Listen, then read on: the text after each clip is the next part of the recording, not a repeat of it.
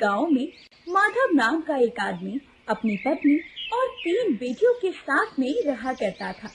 वो चाट और गुपचुप का ठेला लगाया करता और उसी से उसके घर का गुजारा चला करता।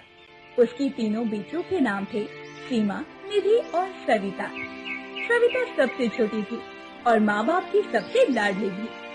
वैसे तो सविता बहुत समझदार और बहुत बुद्धिमान थी और घर के कामों में अपनी माँ की मदद भी किया करती थी, परंतु सविता सांवली थी।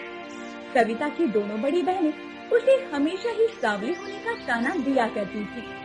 ऐसे ही एक दिन सविता की माँ ने अपनी बेटियों के पास आकर कहा, अरे सीमा और निधि, सविता को देखो तो जरा, वो मेरे साथ हमेशा ही घर के कामों में मदद करती है और तुम दोनों हो कि सारा दिन बैठी रहती हो, जरा कुछ काम भी कर लिया करो।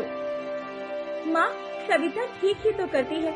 अरे उसे तो आपके साथ बस काम ही करना चाहिए और वो धूप में जाकर काली तो हो ही नहीं सकती, क्योंकि वो तो पहले से ही काली है। हाँ माँ, सीमा दीदी ठीक ही कहती है। यदि हमने इसकी तरह बर्तन मारने शुरू किए तो हमारे हाथ काली हो जाएंगे और यदि धूप में जाकर पानी लाना शुरू कर दिया तो हम खुद काले हो जाएंगे। आप तो बस सविता से ही काम करवाया करो, हमसे नहीं। बेकार में हमारी रंगत पर फर्क पड़ गया तो नुकसान आप ही का होगा जब हमारी शादी कराने में दिक्कत आएगी। ऐसा कहकर दोनों बहनें वहाँ से चली जाती हैं। तब माँ सविता से कहती है, बेटा, तुझे भी इन दोनों की बातों का बुरा लगता होगा ना? तू चिंता मत कर, तू सबसे सुंदर है और गुण में तो तू सबसे आगे है।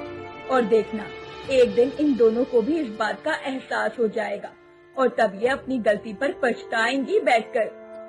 हाँ माँ, मैं जानती हूँ, मैं अपनी दोनों बहनों की बातों का बुरा नहीं मानती हूँ।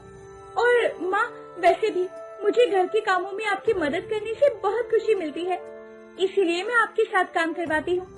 और ठीक ही तो कहती है वो दोनों, वो गोरी है, अगर धूप में जाएंगी तो काली हो जाएंगी।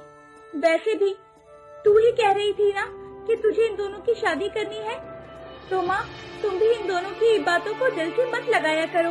और चलो अब हम काम खत्म कर लेते हैं, वरना जैसे जैसे दोपहरी बढ़ेगी काम करना मुश्किल हो जाएगा।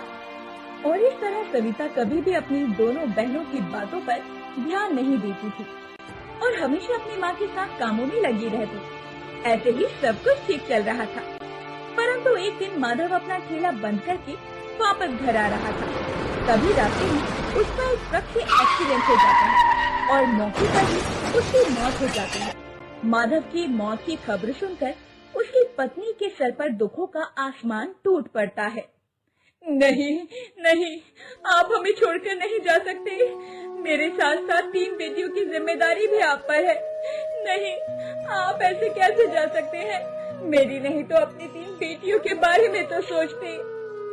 माँ, पिताजी जा चुके हैं और जाने वाले कभी वापस नहीं आते, लेकिन हम तीनों है ना माँ, तुझे संभालने के लिए, तो चिंता मत कर माँ।